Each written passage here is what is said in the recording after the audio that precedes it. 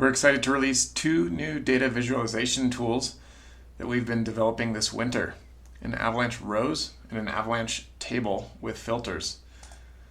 Currently, the tools are best suited for desktop computer use. The tools are accessible from a desktop computer on our homepage under the Observations tab here. Here's a look at our Avalanche rows. Each dot on the rows represents an observed avalanche. Dots are color-coded or filtered by a number of user-selected Avalanche variables, such as avalanche type, trigger, or failure layer. Each avalanche dot is sized according to the avalanche's destructive size, and for the current time frame, shaded by how recent they are relative to today. Note that the dots are randomly placed within the aspect and elevation octant that the avalanche originated from. These are not exact azimuth or altitudes.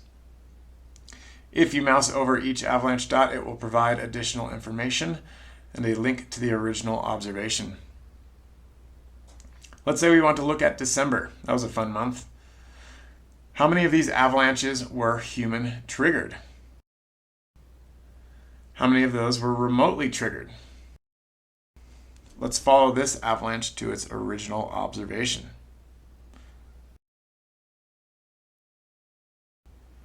Okay, now let's say we want to look at the distribution of wet slab activity this spring. So let's adjust the time slider back to today and filter by wet slab. Were any of these human triggered? We can color code the results by trigger type. There you go. Looks like one human triggered wet slab this spring.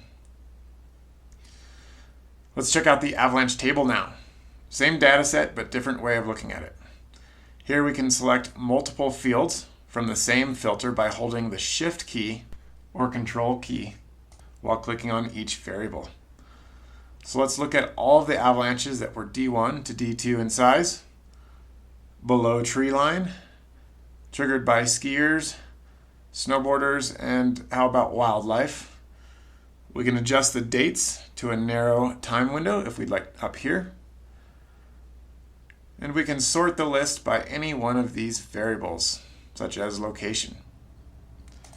And now we can export this data as an Excel file or PDF.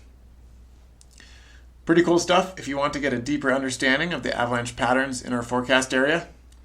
One important caveat is that data only shows avalanche activity that we observe and document, which is not comprehensive by any means.